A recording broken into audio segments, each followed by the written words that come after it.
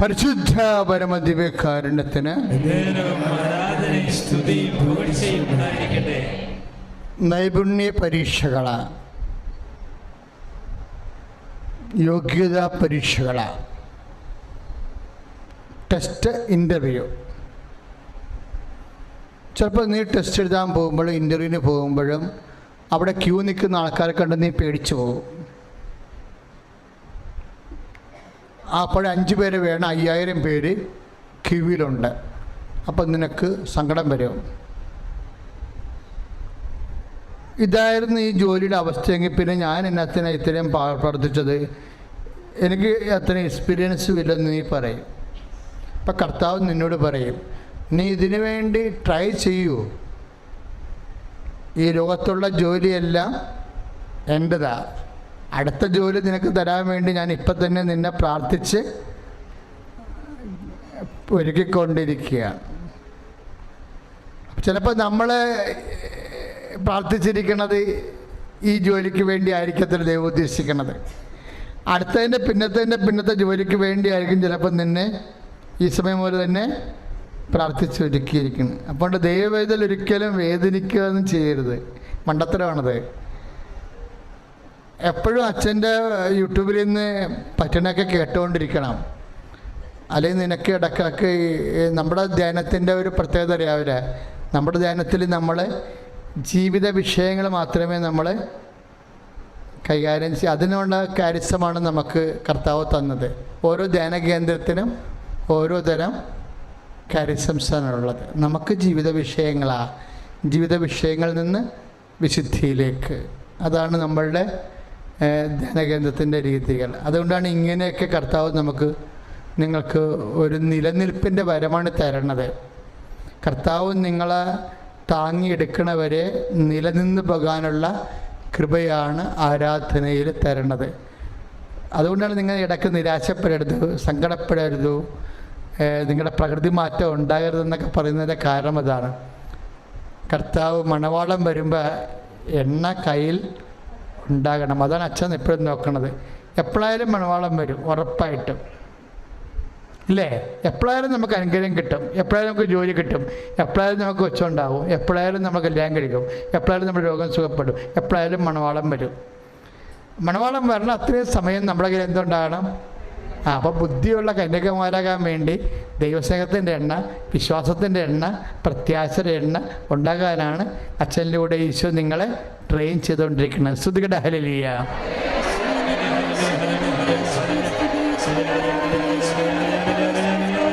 Lord Jesus, pour out your spirit, touch the 5 finger, soak with the precious blood, God in pieces with the power and grace.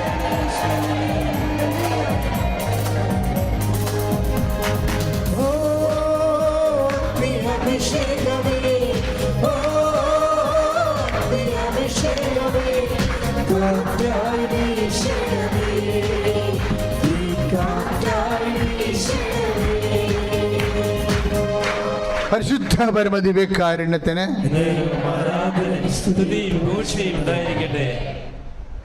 Revenue സൊല്യൂഷൻസിനെ പ്രാർത്ഥിക്കാൻ പോകുകയാണ്. Revenue solutions എന്ന് പറഞ്ഞു കഴിഞ്ഞാൽ സ്ഥലം അളവ് നടത്താത്ത, ചിലർ അളവ് നടത്താൻ സമ്മതിക്കത്തില്ലല്ലോ. അപ്പോൾ അത് പൊക്കോരോ ചെയ്യാൻ പറ്റാത്ത വിഷമം ഉണ്ടാവും. ലോൺ കിട്ടത്തില്ല, വീട് വെക്കാൻ പറ്റത്തില്ല, പല പ്രശ്നങ്ങൾ. പഞ്ചായത്തിനും കോർപ്പറേഷനും മുനിസിപ്പാലിറ്റിയും കൊടുത്തിരിക്കുന്ന പേപ്പറുകൾ, ഫയലുകൾ, അവർ പല കീറാമുട്ടികൾ പറഞ്ഞ് പാസ്സാക്കാതെ വെച്ചിരിക്കുന്ന ബില്ലുകൾ, ഫയലുകൾ ഒക്കെ സമർപ്പിക്കേണ്ട സമയമാണ്. വഴിയില്ലാത്ത അവസ്ഥ, വേസ്റ്റ് വാട്ടർ ഒഴുകിപ്പോകാൻ പറ്റാത്ത അവസ്ഥകൾ, അതിൻ്റെ പേരിൽ നീ അനുഭവിക്കുന്ന വിഷയം, ഒരു വാഹനം കയറി ചെല്ലാൻ പറ്റാത്ത, ഒരു സ്കൂട്ടർ പോലും മുട്ടാതെയും തട്ടാതെയും അകത്തോട്ട് പോകാൻ പറ്റാത്ത അവസ്ഥകൾ, അതെല്ലാം കർത്താവിന് സമർപ്പിക്കുക. കണ്ടാൽ കടിച്ചു തീരാൻ വരുന്ന ബന്ധുക്കൾ, അയൽവാസികൾ, സമാധാനം നഷ്ടപ്പെടുന്ന അവസ്ഥ എല്ലാം കണ്ണീരോടെ സമർപ്പിക്കുക. സ്തുതിക്കട്ടെ. Lord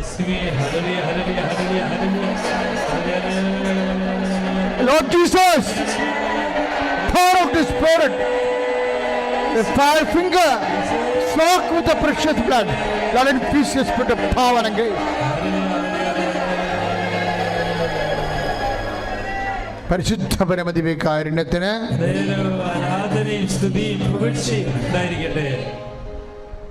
ഇപ്പോഴും ശരീരം ഇങ്ങനെ മുഴച്ച് വരുന്ന ഭാഗങ്ങൾ, പ്രത്യേകിച്ച് തുടയുടെ ഉൾത്തുടകൾ, മുട്ടിൻ്റെ മുകളിൽ ഉൾമുട്ടുകൾ, നമ്മൾ കാല് കൂട്ടി വെക്കുമ്പോൾ അകത്ത് കാണുന്ന ഭാഗങ്ങൾ, മുഴച്ചു വരുന്ന ഭാഗങ്ങളെ കർത്താവ് സുഖപ്പെടുന്നതായിട്ട് സന്ദേശമുണ്ട്. ശ്രുതികടലിയ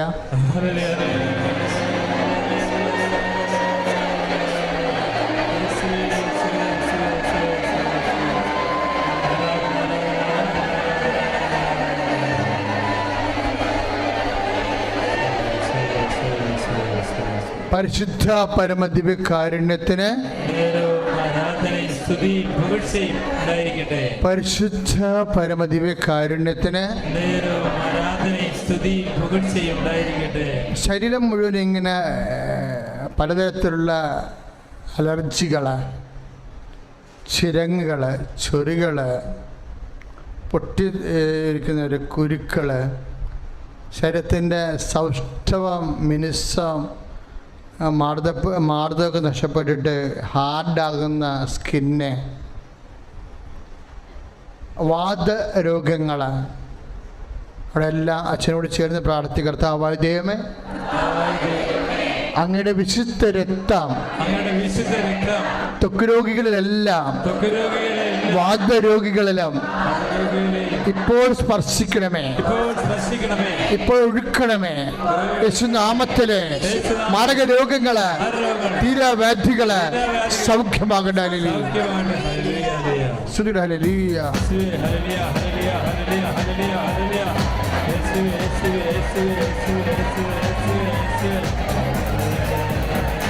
പരിശുദ്ധ പരമദിവ്യകാരുണ്യത്തിന്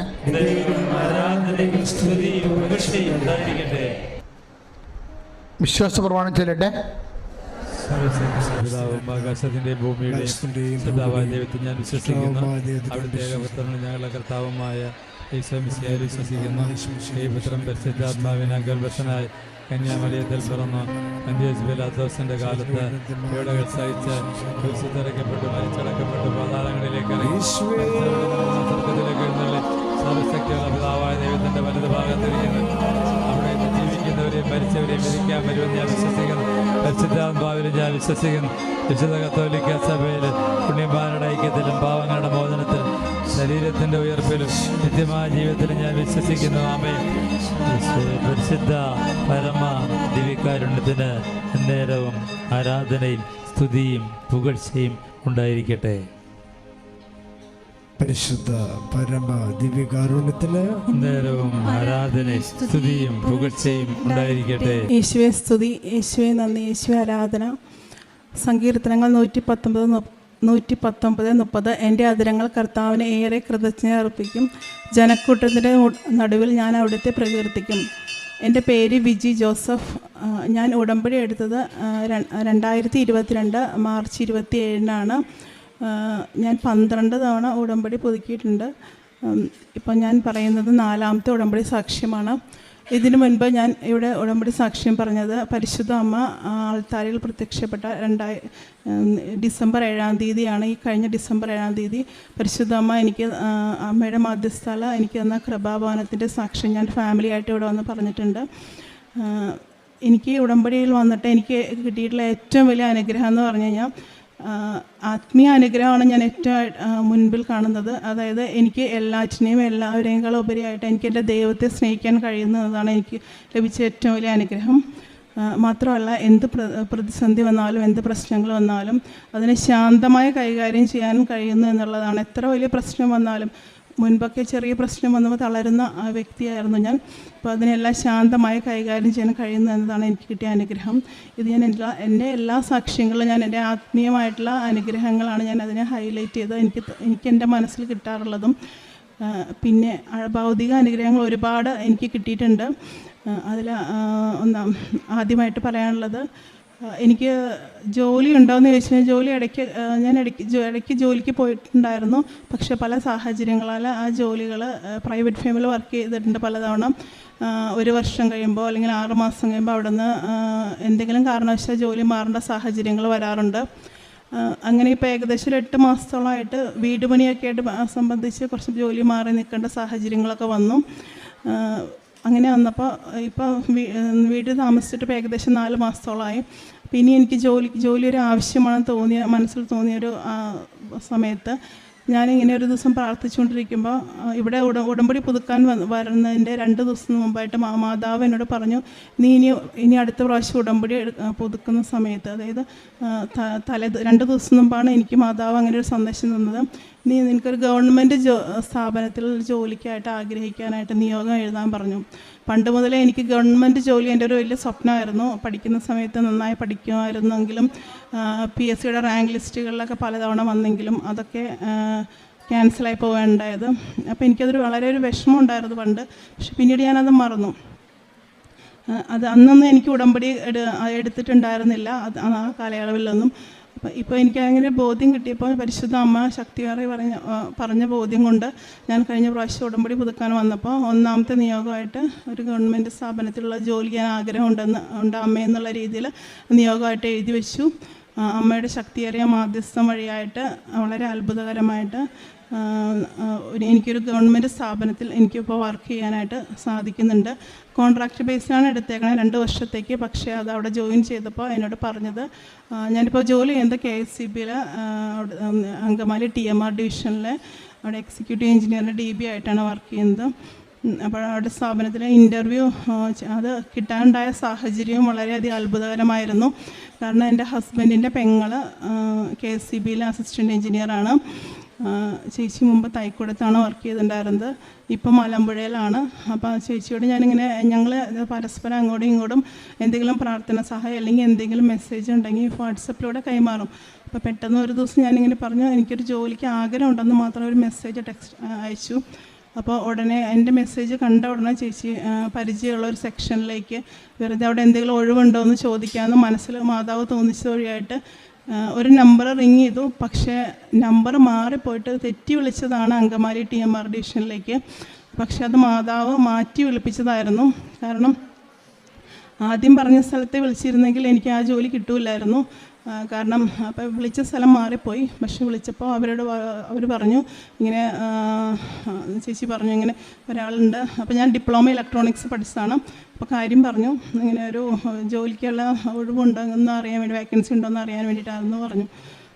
അപ്പോൾ അവർ പറഞ്ഞു, ഞങ്ങൾ ഒരാളെ വെയിറ്റ് ചെയ്തിരിക്കുകയായിരുന്നു. നിലവിൽ എക്സിക്യൂട്ടീവ് എഞ്ചിനീയറുടെ DB പോവാണ്, ആൾക്ക് ഒരു അത്യാവശ്യ കാര്യമായിട്ട് അടുത്ത ദിവസങ്ങളിൽ മാറും. അപ്പം ഞങ്ങൾ ഒരാളെ കിട്ടണമെന്ന് അത്യാവശ്യമായിട്ട് ഞങ്ങൾ ആകെ ടെൻഷനിലായിരുന്നു, പുതിയൊരാളെ കിട്ടണമല്ലോ എന്ന് വിചാരിച്ചിട്ട്. അപ്പോൾ നിങ്ങളിവിടെ വിളിച്ചത് നന്നായി എന്ന് പറഞ്ഞിട്ട് അത്രയും അധികം അതായത് പരിശുദ്ധ അമ്മ ഒരുക്കിയ ജോലിയായിരുന്നു അത്. ഞാൻ ആഗ്രഹിച്ച സമയത്ത് എനിക്ക് ആ ചേച്ചീനോട് അങ്ങനെ പറയാനും, ചേച്ചി ആ സമയത്ത് മാറി വിളിച്ച നമ്പറായിരുന്നു. പക്ഷെ അത് മാതാവിൻ്റെ ഇടപെടലിലൂടെ കറക്റ്റ് സമയത്ത് എനിക്ക് ആ ജോലിയിൽ പ്രവേശിക്കാൻ പറ്റി. പിന്നെ അതാണ് എൻ്റെ ആദ്യത്തെ, രണ്ടാമതായിട്ട് കിട്ടിയ ആദ്യത്തേത് എൻ്റെ ആത്മീയാനുഗ്രഹം, രണ്ടാമത്തെ ഭൗതിക അനുഗ്രഹത്തിൽ ആദ്യത്തെ അനുഗ്രഹമായിട്ട് ഇതാണ്. രണ്ടാമത്തേത് എൻ്റെ മോള് മരിയാണ്, മൂത്ത മോളാണ്. അവൾ ജർമ്മൻ പഠിച്ചുകൊണ്ടിരിക്കുകയായിരുന്നു. അപ്പോൾ അവൾക്ക് കിട്ടിയ അവളുടെ നിയോഗം ഞാൻ വെച്ചിട്ടുണ്ടായിരുന്നു ഉടമ്പടിയിൽ.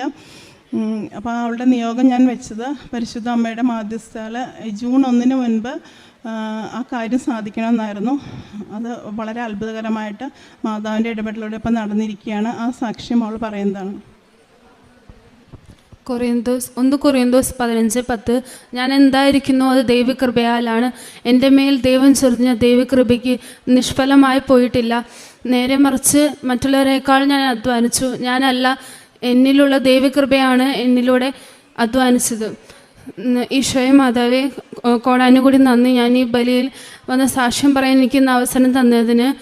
ഞാൻ ഉടമ്പടി എടുത്തത് 2023 സെപ്റ്റംബർ 28 ഞാൻ മമ്മിയുടെയും പപ്പയുടെയും കൂടെ ഡിസംബർ 7 സാക്ഷ്യം വന്ന് പറഞ്ഞായിരുന്നു. എൻ്റെ വിസ സാക്ഷ്യം പറഞ്ഞു ഒരാഴ്ചക്കകം കിട്ടുകയും ചെയ്തു. പിന്നെ എനിക്ക് അക്കോമഡേഷൻ്റെ പ്രശ്നം കാരണം 4 മാസത്തോളം വളരെയധികം വിഷമവും അനുഭവപ്പെട്ടിരുന്നു. അപ്പോൾ ഞാൻ അന്നൊക്കെ നന്നായി പ്രാർത്ഥനയിൽ കൂടുതൽ ദൃഢത പാലിച്ച് നല്ല രീതിയിൽ പ്രാർത്ഥിക്കുവാനും ദൈവികമായ കാര്യങ്ങളിൽ കുറച്ചും കൂടി ഉത്സാഹം കാണിക്കുവാനും തുടങ്ങിയപ്പോൾ എൻ്റെ അക്കോമഡേഷൻ്റെ കാര്യങ്ങൾ ഓരോന്നായി നടന്നു തുടങ്ങി. എൻ്റെ അക്കോമഡേഷൻ്റെ കാര്യങ്ങൾ റെഡിയായി കഴിഞ്ഞ് കുറച്ച് നാളത്തേക്ക് ടിക്കറ്റ് കിട്ടാൻ ഭയങ്കര ബുദ്ധിമുട്ടായിരുന്നു. ഏകദേശം 2-3 ആഴ്ചകളോളം ഏജൻറ്റ് വിളിച്ച് കുറേയും ചോദിച്ചായിരുന്നു. പക്ഷേ ടിക്കറ്റിൻ്റെ കാര്യമൊന്നും പറയുന്നുണ്ടായിരുന്നില്ല. ഒരു രീതിയിൽ തീരുമാനങ്ങളും അറിയാണ്ടായപ്പോൾ ഞാൻ കരഞ്ഞ് മാതാവിനോട് പ്രാർത്ഥിച്ചു, മാതാവേ ഒരു തീരുമാനം ഒരുക്കി തരണേ, എനിക്ക് ജൂണിന് മുന്നേ എനിക്ക് ജർമ്മനിയിൽ എത്താനുള്ള അവസരം നൽകണേന്ന്. അങ്ങനെ ഈ 27-ാം തീയതി ചൊവ്വാഴ്ച ഞാൻ ടിക്കറ്റ് എടുത്ത് പോവുകയാണ്. 11 മണിക്കാണ് എൻ്റെ ഫ്ലൈറ്റ്. ഈശോയ്ക്കും മാതാവിനും കോടാനുകൂടി നന്ദി. മാതാവിൻ്റെ സാന്നിധ്യം എനിക്ക് എപ്പോഴും അനുഭവപ്പെടാൻ പറ്റുന്നുണ്ട്. ഞാൻ പ്രാർത്ഥിക്കുമ്പോഴും എനിക്ക് വിഷമം തോന്നുമ്പോഴൊക്കെ മാതാവിൻ്റെ ആ ഒരു ആഷ് കളർ നീലങ്ക കൊണ്ട് ആ ഒരു ആഷ് കളറിലുള്ള ഒരു തുണി കൊണ്ട് എന്നെ മൂടുന്ന പോലത്തെ ഒരു ഫീലിംഗ്, ഒരു കുളിർമയുള്ള ഫീലിംഗ് ഒക്കെ ഉണ്ടാവാറുണ്ട്. ഞങ്ങൾ പ്രാർത്ഥിക്കുന്ന സമയത്തൊക്കെ മെഴുകുതിരിയിൽ മാതാവിൻ്റെ രൂപവും പിന്നെ മെഴുകിൽ പൂവിൻ്റെ നാളങ്ങളായിട്ടൊക്കെ കാണാറുണ്ട്. ഈശോയെ മാതാവെ കൊടാനുകൂടി നന്ദി.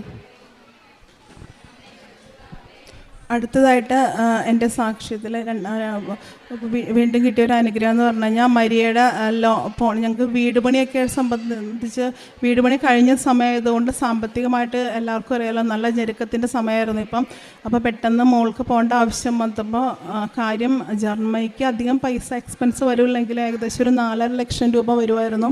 ഞങ്ങളെ സംബന്ധിച്ചിടത്തോളം ഇപ്പോൾ അതൊരു വലിയൊരു ബാധ്യതയായിരുന്നു.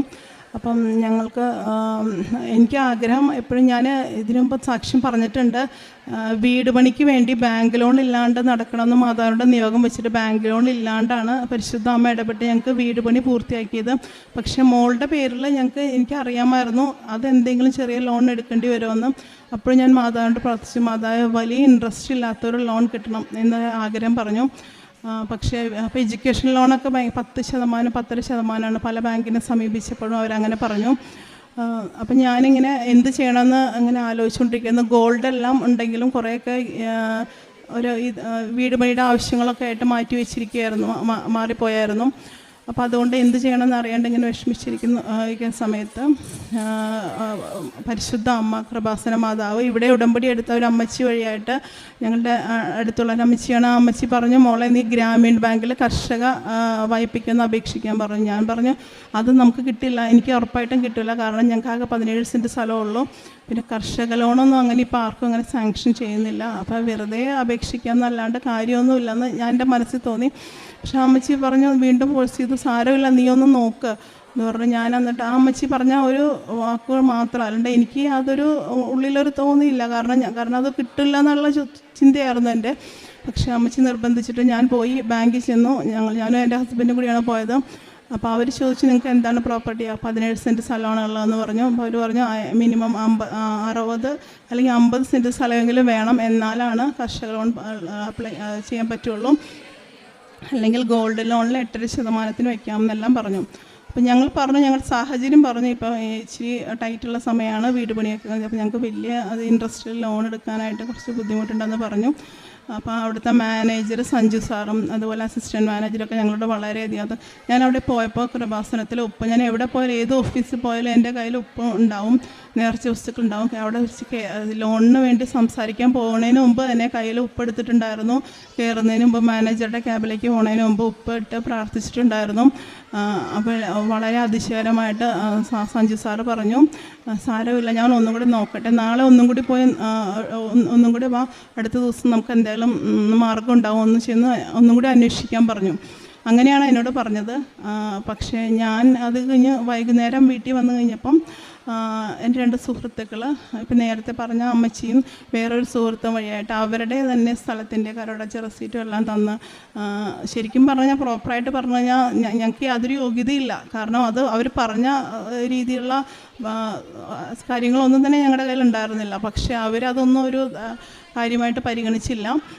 അവർ പറഞ്ഞത്ര ആസ്തിയൊന്നും നമ്മുടെ കയ്യിൽ ഉണ്ടായിരുന്നില്ല. എന്നിട്ട് പോലും എൻ്റെ ഹസ്ബൻഡിൻ്റെ പേരിൽ എഡ്യൂക്കേഷൻ ലോൺ ഇവൾക്ക് ആവശ്യമുള്ളത്ര ഞങ്ങൾക്ക് തരാനായിട്ട് അനുവദിച്ചു. അപ്പം നമുക്ക് ഇൻട്രസ്റ്റ് വളരെ കുറവായിരുന്നു. അത് ഞങ്ങൾക്ക് വലിയ അനുഗ്രഹം. അത് മാത്രമല്ല ഞങ്ങൾക്ക് ലോൺ സാങ്ഷൻ ആയത് ഞങ്ങൾ കൊടുത്ത അതേ ദിവസം തന്നെ ഞങ്ങൾക്ക് ലോൺ സാങ്ഷനായി. സാധാരണ രീതിയിൽ ഇവിടെ എല്ലാവരും സാക്ഷ്യം പറയുന്നത് കണ്ടിട്ടുണ്ട്. ലോണിൻ്റെ പുറകെ ഒരുപാട് നാളുകൾ. ഞങ്ങളെ സംബന്ധിച്ചിടത്തോളം ലോണിൻ്റെ പുറകിൽ ഞങ്ങൾ ആകെ 2 ദിവസം മാത്രമാണ് നടന്നത്. ഞങ്ങൾക്ക് ആവശ്യമുള്ള പേപ്പറുകളൊക്കെ ഞങ്ങൾക്ക് ആൾക്കാർ ഇവിടെ കൊണ്ടുവന്ന് തരുമായിരുന്നു. അതുകൊണ്ട് ഞങ്ങൾ വേണോ എന്ന് ചോദിച്ചാൽ അവർ തന്നെ അവരുടെ റെസീറ്റ് കരടച്ച റെസീറ്റ് ഞങ്ങൾക്ക് തരുമായിരുന്നു. അല്ലാണ്ട് അതിന് പുറകെ ഞങ്ങൾ ഒരുപാട് അലയേണ്ടി വന്നിട്ടില്ല. ഇതാണ് എൻ്റെ 2ാമത്തെ സാക്ഷ്യം. പരിശുദ്ധ അമ്മയ്ക്കും ഈശോയ്ക്കും കൊടാനുകൂടി നന്ദി. 3ാമത്തെ സാക്ഷ്യം എന്ന് പറയുന്നത്, ഞങ്ങൾ പുതിയ വീട് പണിതതിൻ്റെ KSEB ഒരു പോസ്റ്റ് വീടിൻ്റെ ഫ്രണ്ടിലുണ്ടായിരുന്നു. അവിടെ ഒരു വളവായിരുന്നു. അപ്പോൾ അതുകൊണ്ട് ആ പോസ്റ്റ് മാറ്റണം എന്നുള്ളത് ഞങ്ങളുടെ വ്യക്തിപരമായ ഒരു ആവശ്യമായിരുന്നു. കാരണം അതായത് കാറ് അകത്തേക്ക് കയറ്റാനും പിന്നെ മാത്രമല്ല ഗേറ്റ് പണിയുമ്പോഴൊക്കെ അതൊരു വലിയ തടസ്സമായി നിൽക്കും. പൊതുവേ ഞങ്ങളുടെ വീടിൻ്റെ വഴി കുറച്ച് വീതി കുറവാണ്. അപ്പോൾ അതുകൊണ്ട് ആ പോസ്റ്റ് വളരെ തടസ്സമായിരുന്നു. പോസ്റ്റ് ഒന്ന് മാറ്റാനായിട്ട് ഞങ്ങൾ ആഗ്രഹിച്ചു. മാതാവിനോട് നിയോഗം വെച്ച് പ്രാർത്ഥിച്ചു. അപ്പോൾ ഞങ്ങളുടെ പരിസരത്തുള്ള ആൾക്കാർക്കൊക്കെ ഞങ്ങൾ പോസ്റ്റ് മാറ്റുന്നതുകൊണ്ട് അവർക്ക് തടസ്സമൊന്നും ഇല്ലെങ്കിലും ഞങ്ങളുടെ പോസ്റ്റ് മാറ്റാനായിട്ട് അവരെല്ലാം വളരെയധികം തടസ്സം നിന്നിരുന്നു. അപ്പോൾ ഞങ്ങൾക്കത് വളരെ വിഷമമായി. കാരണം അവർക്ക് പ്രശ്നമില്ലെങ്കിലും ഞങ്ങളുടെ പോസ്റ്റ് മാറ്റുന്നതുകൊണ്ട് അവർക്ക് എന്താ തടസ്സം ഞങ്ങൾ വിചാരിച്ചു. പക്ഷേ പലതവണ അസിസ്റ്റൻ്റ് AE ഒക്കെ വന്ന് നോക്കി പോയപ്പോഴും അവരെയൊക്കെ തടസ്സപ്പെടുത്തുകയാണ് അവർ ചെയ്തത്. പക്ഷേ എനിക്ക് നല്ല ബോധ്യം ഉണ്ടായിരുന്നു. ഞാൻ ഉടമ്പടിയിൽ നിയോഗം വെച്ചിട്ടുണ്ടായിരുന്നു. ഞാൻ എല്ലാ ദിവസവും ഉടമ്പടി പോസ്റ്റിന് ചുറ്റുമിട്ട് പ്രാർത്ഥിക്കുമായിരുന്നു. കുറച്ച് ദിവസം കഴിഞ്ഞപ്പോൾ അത്രത്തോളം നമ്മളെ ബുദ്ധിമുട്ടിച്ച ആ വ്യക്തികളൊക്കെ വളരെ സോഫ്റ്റായി പെരുമാറാനും പിന്നെ പരിശുദ്ധ അമ്മയുടെ ശക്തിയേറിയ മാധ്യസ്ഥം വഴിയായിട്ട് ഏകദേശം 40,000 രൂപ വരുമായിരുന്നു ആ പോസ്റ്റ് മാറ്റാനായിട്ട്. കാരണം അങ്ങനെ അത്രയും ചിലവ് വരുമെന്ന് പറഞ്ഞത് വെറും 24,000 രൂപയ്ക്ക് ആ പോസ്റ്റ് മാറ്റാനും അത് ഞങ്ങൾ വിചാരിച്ചാലും ഭംഗിയിപ്പോൾ കുറച്ചും കൂടി സ്പേസി ആയിട്ടുള്ള രീതിയിൽ അത് പോസ്റ്റ് മാറ്റി ഭംഗിയായി സ്ഥാപിക്കാനും സാധിച്ചു. പിന്നെ വേറെ ഒരു നിയോഗം എന്ന് പറയുന്നത് ഇതുപോലെ തന്നെ ഞങ്ങളുടെ വീട് പണിക്കായിട്ട് KSFEയുടെ ഒരു ചിട്ടി ഞാൻ വിളിച്ചിട്ടുണ്ടായിരുന്നു. അപ്പോൾ അതിനുവേണ്ടി സെക്യൂരിറ്റി ആയിട്ട് എൻ്റെ ഗോൾഡ് വെച്ചിരുന്നു. അപ്പോൾ അതിൻ്റെ പേപ്പറുകൾ നഷ്ടപ്പെട്ടു പോയി എൻ്റെ. അതായത് വീട് അങ്ങോട്ട് ഷിഫ്റ്റ് ചെയ്യുന്ന സമയത്ത് നമ്മൾ ശ്രദ്ധിക്കാണ്ട് അതിൻ്റെ കൈമോശം പോയി. അതിനുശേഷം ഞാനത് വീണ്ടും അത് എടുക്കേണ്ട ആവശ്യം വന്നപ്പോൾ മോളുടെ ആവശ്യത്തിന് എൻ്റെ ലോണിൻ്റെ കാര്യങ്ങൾക്കൊക്കെ നടന്ന സമയത്തും ഈ സംഭവം നഷ്ടപ്പെട്ടു പോയപ്പോൾ ഇത് പേപ്പറില്ലാണ്ട് അത് ഗോൾഡ് നമുക്ക് തിരിച്ചു കിട്ടാനായിട്ടുള്ള യാതൊരു മാർഗ്ഗമില്ലാത്ത അവസ്ഥ വന്നു. അപ്പം അങ്ങനെയായി കഴിഞ്ഞപ്പോൾ അവിടുത്തെ മാനേജർ പറഞ്ഞു, KSEBിയിലെ മാനേജർ പറഞ്ഞു അത് പേപ്പർ നഷ്ടപ്പെട്ടാൽ ഭയങ്കര ബുദ്ധിമുട്ടാണ് എല്ലാ രീതിയിൽ പറഞ്ഞു. ഞാൻ അതുപോലെ തന്നെ ഉപ്പിട്ട് പ്രാർത്ഥിച്ചു. മാനേജറിൻ്റെ ക്യാബിനിൽ വെളിയിൽ ഉപ്പിട്ട് പ്രാർത്ഥിച്ചു. മാനേജർ ആദ്യം പറഞ്ഞു, നിങ്ങളിത് കൊണ്ടുപോയി കഴിഞ്ഞാൽ ഇത് നഷ്ടപ്പെട്ട് കഴിഞ്ഞാൽ ഞങ്ങൾക്ക് എന്താണ് ഇതിന് തെളിവ്, നിങ്ങളിവിടെ നിന്ന് എടുത്തു എന്നുള്ളതിന് എന്താണ് തെളിവെന്നൊക്കെ പറഞ്ഞ് ഭയങ്കരമായിട്ട് പറഞ്ഞു. പക്ഷേ ആദ്യം അങ്ങനെ പറഞ്ഞെങ്കിലും കുറച്ച് നേരം ഞാൻ വെളിയിലിരുന്ന് പ്രാർത്ഥിച്ചു. ഒരു മണിക്കൂർ കഴിഞ്ഞപ്പോൾ എന്നെ വിളിച്ചിട്ട് പറഞ്ഞു, സാരമില്ല, പേപ്പറൊന്നും വേണ്ട, എൻ്റെ റിസ്കിൽ ഞാൻ തന്നേക്കാം എന്ന് പറഞ്ഞിട്ട് ആ ഗോൾഡ് മുഴുവൻ എനിക്ക് തിരിച്ചു നൽകുകയാണ് ചെയ്തത്. അത് വലിയ പരിശുദ്ധ അമ്മയുടെ ഇടപെടലായിട്ട് ഞാൻ കണക്കാക്കുന്നു. പിന്നെ വേറൊരു വലിയൊരു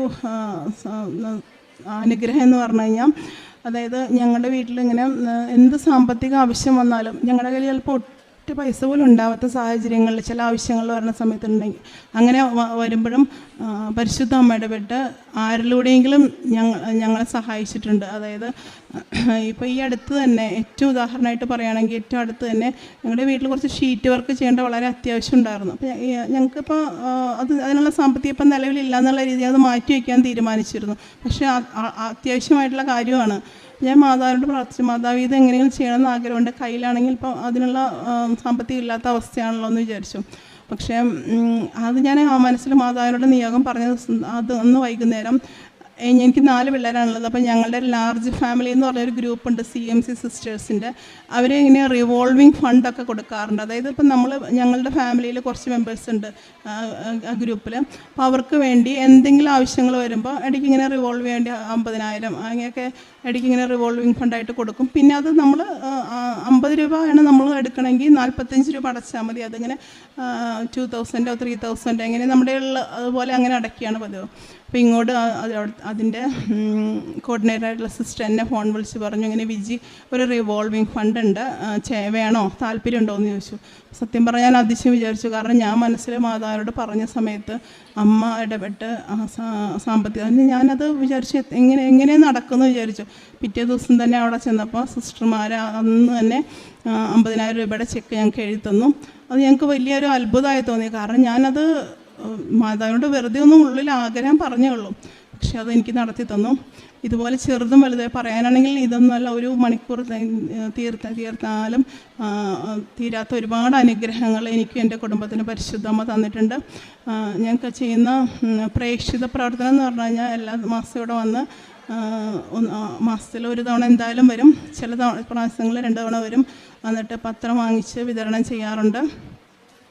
പിന്നെ അതായത് ഇവിടെ ഉടമ്പടി എടുക്കാൻ വേണ്ടിയിട്ട് ഞാൻ ഉടമ്പടിയിൽ ഏകദേശം 3 വർഷമായി. ഞാൻ പറഞ്ഞ എൻ്റെ ഉടമ്പടി ഞാൻ പറഞ്ഞ സാക്ഷ്യങ്ങൾ കേട്ടിട്ട് എൻ്റെ ഒരുപാട് കൂട്ടുകാർ സുഹൃത്തുക്കളൊക്കെ അങ്ങനെ ഉടമ്പടി എടുത്തിട്ടുണ്ട്. ഇപ്പോൾ ഈ അടുത്തൊരു 45 വയസ്സായിട്ടുള്ള ഒരാളാണ്. അപ്പോൾ ഞങ്ങളുടെ അയൽവക്കത്തുള്ളതാണ്. ചേട്ടൻ കല്യാണം ആവാണ്ടിരിക്കുമായിരുന്നു. അപ്പോൾ ഉടമ്പടി എടുക്കാൻ ഒരുപാട് തവണ നിർബന്ധിച്ചെങ്കിലും ആൾക്ക് വലിയ താല്പര്യം ഉണ്ടായിരുന്നില്ല. അതെങ്ങനെ എനിക്ക് നടക്കുമെന്നൊക്കെ പറഞ്ഞ് ആൾ ഒരുപാട് ഒഴിഞ്ഞ് മാറി. പക്ഷെ ഞാനത് നിർബന്ധിച്ച് ഞാൻ പലതവണ പറഞ്ഞ് ആൾ വന്ന് ഉടമ്പടി എടുത്തു. എന്നിട്ട് കല്യാണാലോചന പലതും വന്നെങ്കിലും ചെറിയ തടസ്സങ്ങളൊക്കെ വന്നു. ഇപ്പോൾ ഈ കഴിഞ്ഞ ദിവസം ഒരു ആലോചന വന്നു. പെട്ടെന്ന് വന്നതായിരുന്നു. അത് ദിവസങ്ങൾക്കുള്ളിൽ തന്നെ അവരുടെ പെട്ടെന്ന് ഫിക്സ് ആവുകയും അവരുടെ കല്യാണം കഴിഞ്ഞ ആഴ്ചയായിരുന്നു കല്യാണം നടന്നത്. അപ്പോൾ അത് വളരെയധികം അത്ഭുതകരമായിരുന്നു. അവർക്ക് തന്നെ വളരെ അതിശയമായിരുന്നു. അതും ഈ കൃപാസനത്തിൽ ഉടമ്പടി എടുക്കാനായിട്ട് ആൾക്കാരെ കൊണ്ടുവരുന്ന ഒരു ടീമിലത്തെ ഒരു ചേട്ടൻ വഴിയായിട്ടാണ്, അതായത് ഇവിടെ വരുന്ന ഒരു ആൾ വഴിയായിട്ടാണ് അത് നടന്നത്. അത് മാതാവിൻ്റെ വലിയ ഇടപെടലായിട്ട് ഞാൻ കണക്കാക്കുന്നു. പിന്നെ പ്രേക്ഷിത പ്രവർത്തനം, കാരുണ്യ പ്രവർത്തികളായിട്ട് ഞാൻ ചെയ്യുന്നത് ഓർഫണേജുകളിൽ പോയി അവരെ സർവീസ് ചെയ്യാറുണ്ട്. പിന്നെ ഭക്ഷണപ്പൊതികൾ കൊടുക്കാറുണ്ട്. പിന്നെ എൻ്റെ കയ്യിലുള്ള രീതിയിലുള്ള ഇപ്പോൾ സാമ്പത്തികമായിട്ട് എനിക്ക് ആര് വന്നാലും കയ്യിലുള്ളതിനനുസരിച്ച് ചിലപ്പോൾ സാമ്പത്തിക സഹായമായിട്ടായിരിക്കും, അല്ലെങ്കിൽ വസ്ത്രമായാലും എന്തായാലും നമുക്ക് പറ്റാവുന്ന രീതിയിൽ ഞാൻ ചെയ്യാറുണ്ട്. പിന്നെ എനിക്കറിയാവുന്ന ഞാനിപ്പോൾ മോളോട് എപ്പോഴും പറയും, അവൾ എന്നോട് പറയും, മമ്മി ഞാൻ ഉടമ്പടി എടുത്തിട്ട് എനിക്ക് സാമ്പത്തികമായിട്ട് സഹായിക്കാൻ പറ്റില്ലല്ലോ എന്ന്, എനിക്ക് ജോലി ഇല്ലല്ലോ എന്ന് അവൾ പറയും. അപ്പോൾ ഞാൻ പറയും, നീ ജോലി ഇല്ലെങ്കിൽ സാമ്പത്തിക സഹായം ചെയ്യേണ്ട, നിനക്ക് ഉള്ള അറിവ്, ഇപ്പോൾ ജർമ്മൻ പഠിക്കുകയാണെങ്കിൽ അവൾ പറയും നിനക്കറിയാം അങ്ങനെയുള്ള പിള്ളേരെ പഠിപ്പിക്കണം, അല്ലെങ്കിൽ നിനക്കറിയാവുന്ന കാര്യങ്ങൾ എന്തെങ്കിലും നിനക്കറിയാവുന്നത് നിനക്ക് ഫ്രീ ആയിട്ട് പറഞ്ഞു കൊടുക്കുക, അല്ലെങ്കിൽ അവരെ കൂടുതൽ പഠിപ്പിക്കുക. അത് തന്നെ ഒരു അറിവില്ല. അങ്ങനെയൊക്കെ ചെയ്യാറുണ്ട്. ഞാനായാലും അവളായാലും അങ്ങനെയൊക്കെ അറിയാത്ത കാര്യങ്ങൾ മറ്റുള്ളവർ പറഞ്ഞു കൊടുത്ത് അവരെ അതിനുവേണ്ടി പഠിക്കാനും ഒക്കെ പ്രോത്സാഹിപ്പിക്കാറുണ്ട്. ഇതെല്ലാമാണ് എനിക്ക് കിട്ടിയ ഇതെല്ലാമാണ് ഞങ്ങൾ ചെയ്യുന്ന കാരുണ്യ പ്രവർത്തികൾ. ആത്മീയ ബോധ്യങ്ങളാണെന്ന് പറഞ്ഞു കഴിഞ്ഞാൽ ഞാൻ നേരത്തെ പറഞ്ഞ പോലെ എനിക്ക് ഏറ്റവും കൂടുതലായിട്ട് ഞാനിപ്പോൾ എൻ്റെ വീട്ടിലും ഹസ്ബൻഡിനോടായാലും പിള്ളേരോടായാലും പറയാറുണ്ട്, എനിക്ക് എൻ്റെ ഈശോ കഴിഞ്ഞിട്ടേ ഉള്ളൂ ആരും. ഞാൻ എപ്പോഴും പറയാറുണ്ട്. കാരണം എന്ത് പ്രതിസന്ധി വന്നാലും ഞാൻ ഏറ്റവും ആദ്യം ചെല്ലുന്നത് ഞങ്ങൾക്ക് എനിക്ക് കിട്ടിയ വലിയ അനുഗ്രഹം എന്ന് പറഞ്ഞാൽ ഞങ്ങളുടെ വീടിൻ്റെ തൊട്ടടുത്ത് തന്നെ ഒരു ആരാധനാ ചാപ്പലുണ്ട്. 2 മിനിറ്റ് നടന്നാൽ മതി. രാവിലെ 8 മണി മുതൽ രാത്രി 10 മണി വരെ ഉണ്ട്. അപ്പോൾ എന്ത് പ്രശ്നം വന്നാലും ഞാൻ ഓടി ആരാധനാ ചാപ്പലിൽ പോയിരുന്നു. 1 മണിക്കൂർ ഇരിക്കും. ആരാധന കഴിഞ്ഞ് തിരിച്ചു വരുമ്പോൾ എനിക്ക് മനസ്സിന് ഭയങ്കര സന്തോഷമാണ്. അപ്പോൾ പിന്നെ ഞാൻ ആ പ്രശ്നം ഞാൻ മറക്കും. അപ്പം എനിക്ക് കിട്ടിയ ഏറ്റവും വലിയ അനുഗ്രഹം എന്ന് പറയുന്നത് അത് തന്നെയാണ്. അതായത് ദൈവത്തോടു കൂടി ആയിരിക്കാനും ദൈവവചനം അനുസരിച്ച് ജീവിക്കാനും ദൈവഹിതം തേടാനും ഉള്ള ഒരു വലിയ ഒരു തിരിച്ചറിവാണ് എനിക്ക് കിട്ടിയത്. പിന്നെ വിശുദ്ധി എന്ന ആ കാര്യത്തിന് 1-ാം സ്ഥാനം നൽകാനും, പിന്നെ നിത്യജീവൻ ലക്ഷ്യമാക്കി നിത്യജീവൻ എന്നൊക്കെ നമ്മൾ ക്രിസ്ത്യാനികൾ പറയുമ്പോൾ ഞാൻ വിചാരിക്കും എന്താണ് നിത്യജീവൻ എന്ന്. ശരിക്കും പറഞ്ഞ ഉടമ്പടി ക്ലാസ് എല്ലാ ആഴ്ചയിലും അച്ഛൻ്റെ കേൾക്കുമ്പോൾ ഞാനും മോളും ഒരു ഡയറി എടുത്ത് അച്ഛൻ പറയുന്ന ഓരോ കാര്യങ്ങളും വചനങ്ങളും ഒക്കെ എഴുതി വയ്ക്കും. ഒരു ഡേറ്റ് ഇട്ട് എഴുതി വയ്ക്കും. അങ്ങനെയാണ് ശരിക്കും ഞങ്ങൾ പഠിക്കണ പോലെയാണ് ശരിക്കും ഉടമ്പടി ക്ലാസ്. അപ്പോൾ നിത്യജീവൻ എന്താണെന്ന് അച്ഛനിലൂടെയാണ് എനിക്ക് കൂടുതലായിട്ട് മനസ്സിലായത്. പിന്നെ ബൈബിളൊക്കെ വായിക്കുമ്പോഴും കൂടുതൽ ആഴത്തിൽ മനസ്സിലാക്കാനും അത് ഓരോ വചനം പണ്ടൊക്കെ ഞാൻ ബൈബിള് അരമണിക്കൂർ കൊണ്ട് ചിലപ്പോൾ 5-6 അധ്യായമൊക്കെ വായിക്കും. അപ്പം അച്ഛൻ പറഞ്ഞു അങ്ങനെ വായിച്ചിട്ട് കാര്യമില്ല, ഒരു പാരഗ്രാഫാണെങ്കിലും അത് മനസ്സിരുത്തി വായിക്കണം, അതിൽ പറയുന്നത് എന്താണെന്ന് മനസ്സിലാക്കണം, അതാണ് കാര്യമുള്ളൂ എന്ന് പറഞ്ഞപ്പോൾ ഇപ്പം ഞാൻ അങ്ങനെ ഒരുപാട് കൂടുതൽ അതിന് 5 6 അധ്യായം വായിക്കാനല്ല, വായിക്കുന്ന ഭാഗം മനസ്സിരുത്തി അത് പലതവണ വായിച്ച് അതിൻ്റെ അർത്ഥം മനസ്സിലാക്കി. പരിശുദ്ധ അമ്മ വചനം മാംസമായ പോലെ എനിക്ക് ഞാൻ ഇപ്പോഴും ഇങ്ങനെ വചനമൊക്കെ വെറുതെ നടക്കുമ്പോഴും ബസ്സിൽ പോകുമ്പോഴും അല്ലെങ്കിൽ ഇങ്ങനെ വെറുതെ ഇരിക്കുമ്പോഴൊക്കെ ചിലപ്പോൾ ഉറക്കത്തിലൊക്കെ ഞാൻ, എല്ലാവരും ഉറക്കത്തിൽ സ്വപ്നം കാണാം, ഞാൻ പക്ഷേ ഉറക്കത്തിൽ മിക്കവാറും വചനമായിരിക്കും പറയാറ്. ഇപ്പോൾ എല്ലാ ദിവസവും എനിക്ക് അങ്ങനെ ചില ദിവസങ്ങളിൽ രാത്രി കിടക്കുമ്പോൾ ഞാൻ തന്നെ അറിയാണ്ട് വചനം പറയാറുണ്ട്. രാവിലെ എഴുന്നേറ്റ് വരുമ്പോൾ ആ വചനമായിരിക്കും എൻ്റെ മനസ്സിൽ നിൽക്കുന്നത്. അപ്പോൾ എനിക്ക് കിട്ടിയ ഏറ്റവും വലിയ ആത്മീയ വളർച്ച എന്ന് പറയുന്നത് തന്നെയാണ് അത് പ്രതിസന്ധിയിൽ പിടിച്ചു നിൽക്കുക. ഈ കൃപാസനം എന്നുള്ള ധ്യാന കേന്ദ്രവും ഈ ജോസഫ് അച്ഛനും ഒക്കെ നമുക്കും ഈ ഇവിടെയുള്ള എല്ലാവർക്കും തരുന്ന വലിയൊരു ആത്മീയ കരുത്തെന്ന് പറയുന്നത് വളരെയാണ്. പിന്നെ ഞാൻ ചെയ്യുന്ന ഒരു കാര്യം അച്ഛനെപ്പോഴും പറയാനുള്ളത്, നിങ്ങൾ വിശേഷ വിദ്യ എന്താണ് ചെയ്യാറുള്ളതെന്ന്. എനിക്ക് കുറേ നാൾ മുമ്പ് ഞാനത് ഒരു പ്രാവശ്യം കൂടെ സാക്ഷ്യത്തിൽ പറഞ്ഞിട്ടുണ്ടെന്നാണ് എൻ്റെ ഓർമ്മ. അതായത് അച്ഛൻ ഒരു ദർശനം പോലെ അച്ഛനെ എനിക്ക് സ്വപ്നത്തിൽ കണ്ട അച്ഛൻ എന്നോട് പറയുകയാണ്, നീ എനിക്ക് വേണ്ടി പ്രാർത്ഥിക്കണം വിജിന്ന്. അപ്പം ഞാൻ അച്ഛനോട് പറഞ്ഞു, അച്ഛൻ ഞാൻ അച്ഛന് വേണ്ടി പ്രാർത്ഥിക്കും, ഞാൻ എങ്ങനെയാണ് പ്രാർത്ഥിക്കേണ്ടതെന്ന് ചോദിച്ചു. അപ്പം അച്ഛനിങ്ങനെ പറഞ്ഞു, നീ പ്രാർത്ഥിക്കണം, നീ ഇവിടേക്ക് വേണ്ടി ഇത് എനിക്ക് വേണ്ടി പ്രാർത്ഥിക്കണം എന്നാണ്, അച്ഛന് വേണ്ടി പ്രാർത്ഥിക്കണം എന്നാണ് കിട്ടിയത്. അപ്പോൾ ഞാൻ ഈശോയോട് പറഞ്ഞു, ഈശോ ഞാൻ എന്താ അച്ഛന് വേണ്ടി പ്രാർത്ഥിക്കേണ്ടത്? അപ്പോൾ എനിക്ക് കിട്ടിയ ബോധ്യം അനുസരിച്ച് പിന്നെ മാതാവിനോട് ചോദിച്ചപ്പോൾ എല്ലാ ദിവസവും ഒരു ജപമാല മുഴുവനായിട്ടും ഇവിടെ കൃപാസനത്തിനും അവിടുത്തെ ശുശ്രൂഷകൾക്കും ജോസഫ് അച്ഛനും കൃപാസനത്തിലെ മാതാവിൻ്റെ പ്രത്യക്ഷീകരണം ഡിസംബർ 7-ാം തീയതി പരിശുദ്ധ അമ്മ പ്രത്യക്ഷപ്പെട്ടത് തിരുസഭ അംഗീകരിക്കാനും എത്രയും പെട്ടെന്ന് അത് ഈ കൃപാസന മാതാവിനെ അൾത്താരയിൽ വണങ്ങാനുള്ള കൃപ കിട്ടാൻ വേണ്ടി പ്രാർത്ഥിക്കണം എന്നുള്ള ആ നിയോഗം ഞാൻ എല്ലാ ദിവസവും ഒരു ജപമാലയായിട്ട് ചെല്ലാറുണ്ട്, പ്രാർത്ഥിക്കാറുണ്ട്. അതിലൂടെയാണ് സത്യം പറഞ്ഞാൽ ഇങ്ങനെ ഈ ജപമാല ഞാൻ ചൊല്ലി തുടങ്ങിയതിലൂടെയാണ് എൻ്റെ നിയോഗങ്ങളൊക്കെ പെട്ടെന്ന് നടന്നിട്ടുള്ളത്. ഇപ്പം ഞാൻ എപ്പോൾ നിയോഗം വെച്ചാലും ആ നിയോഗത്തിലേക്ക് അധികം ശ്രദ്ധിക്കാറില്ല.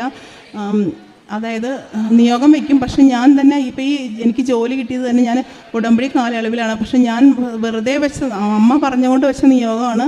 പക്ഷേ അത് പരിശുദ്ധ അമ്മ നമ്മൾ നിയോഗം വെച്ച് കഴിഞ്ഞാൽ അച്ഛൻ പറയുന്നത് പോലെ നമ്മളെ നിയോഗത്തിലേക്ക് നോക്കാണ്ട് നമ്മൾ ഈശോയിലേക്ക് മാത്രം നോക്കിയാൽ മതി.